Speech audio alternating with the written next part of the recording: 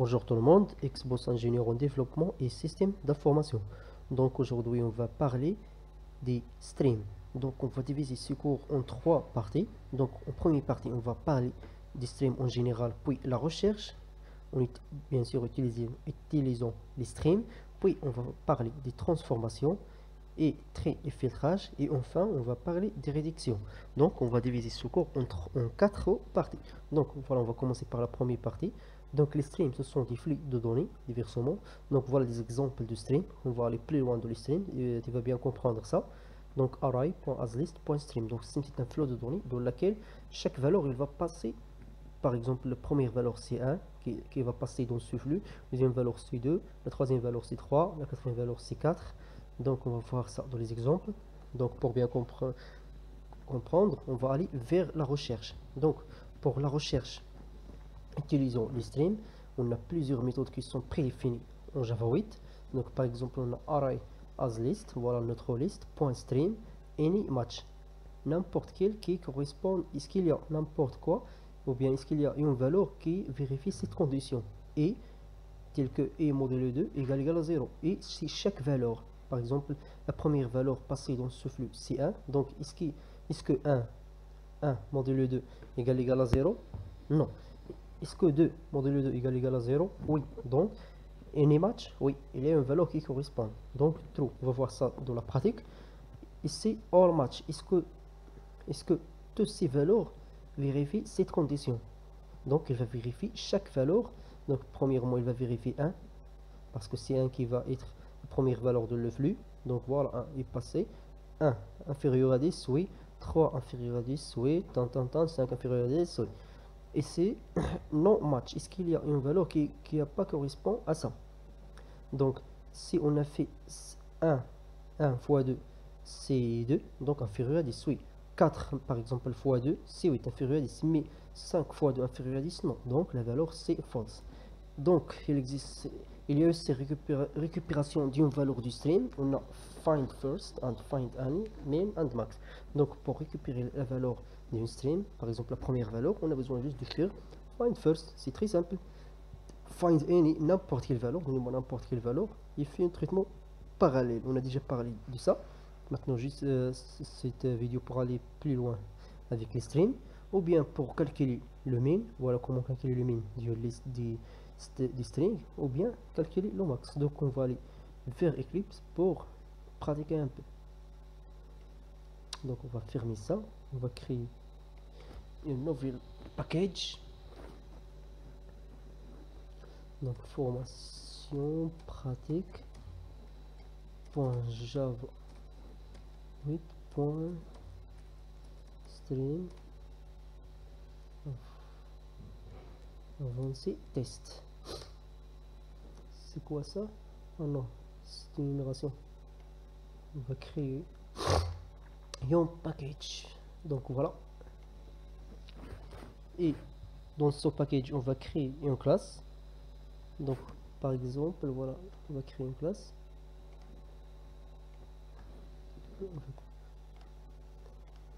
Par exemple, stream test. Donc premièrement, on va commencer par comment utiliser les streams pour faire la recherche. C'est très simple. Par exemple, on va créer notre liste. Dans notre liste, donc voilà, arrays.asList qui contient par exemple 1, 2, 3, 4, 5 point stream, notre flux de données. On va commencer par exemple par any match. Est-ce qu'il y a une valeur qui vérifie cette condition? Any match à quoi? À i, tel que i, c'est la valeur qui est passée ici. Donc tel que i modulo 2 égale à 0. Est-ce qu'il y a, s'il vous plaît, est-ce qu'il y a quelque chose qui vérifie ça? Mais on a besoin d'afficher ça. Donc on va faire comme ça. System.out.println. On va faire copier, coller, CTRL SHIFT. On va fermer ça et on va faire CTRL SHIFT F pour organiser notre code. Donc voilà, Est-ce qu'il y a une valeur qui vérifie ça? Oui, il y a 2 qui vérifient. Il y a 4 qui vérifient cette condition. Donc, il a affiché true. Donc, maintenant, on a utilisé any match. On va passer à l'utilisation de all match.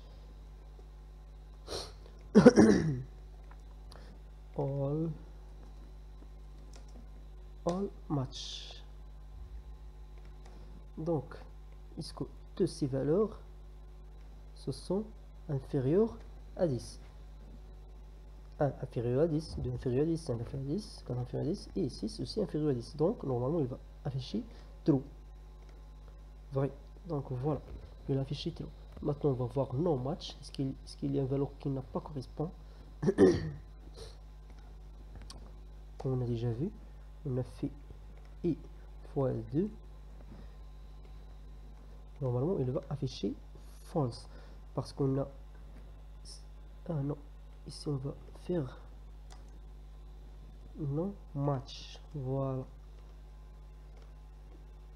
C'est false. Donc, j'espère que vous avez bien compris ça. C'est très simple. C'est comment faire des recherches, utiliser les streams. Donc, c'est très simple. On va aller un peu plus loin. On va parler de récupération d'une valeur. Utilisons par exemple find false, find any, et on va voir les min et les max. Donc, pour trouver la première valeur d'une liste, c'est très simple aussi. On a besoin juste de faire comme ça. Stream.find first get son valeur. Donc voilà, elle va afficher normalement 1. Et voilà, il a affiché 1. Donc c'est très simple, c'est très simple. On va faire par exemple find any, donnez-moi n'importe quelle valeur.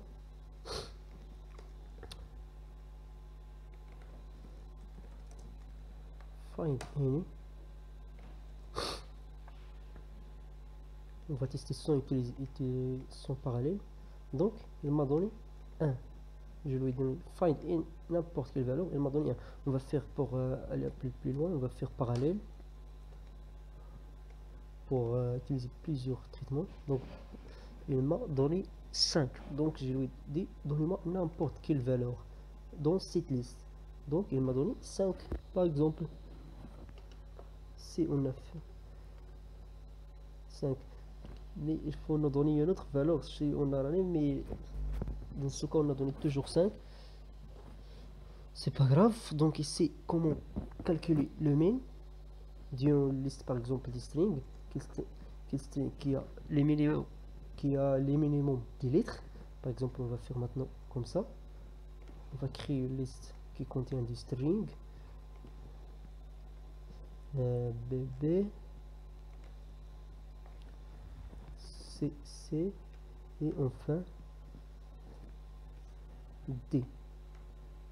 Donc on va voir comment calculer le min.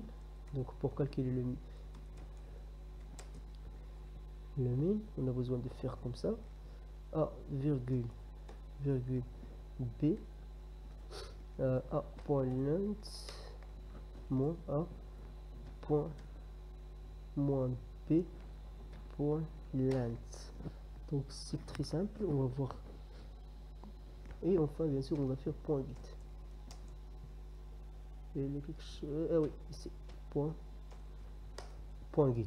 Donc voilà, on va voir qu'est-ce que donc il faut donner d. Donc voilà, il a donné d parce que d qui a l'intérêt plus petit, donc il a donné d.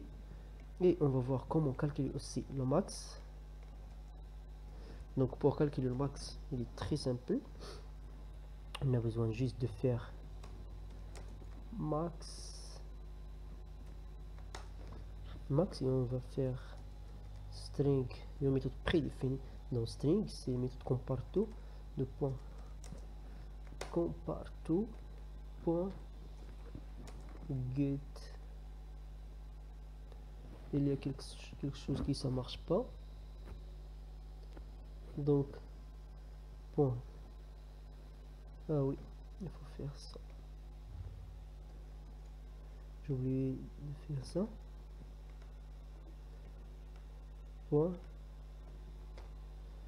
point get. Donc normalement notre max c'est a.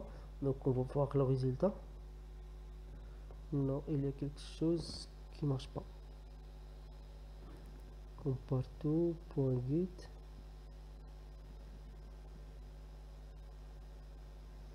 Mais normalement, D, c'est pas le maximum. Donc on va essayer de trouver la solution ensemble. Donc, c'est quoi le problème? Max string. Donc il y a un problème ici. On va essayer de permuter ça. On va faire un S par exemple. GG. HH. Et GGG.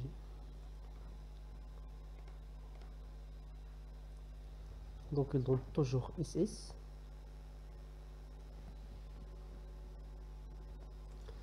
On va voir avec ça. Il donne toujours S. List. DTT. String.max. Compare. Ah oui. Il faut faire comme ça. Désolé, c'est moi qui ai fait l'erreur.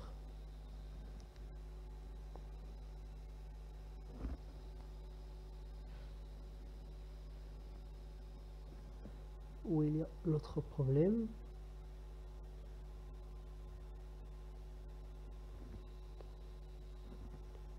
Point get. Vraiment, j'adore les problèmes. Et voilà, on va fermer notre system.out.println. Maintenant, on va voir le résultat. Oh, encore S. Attendez.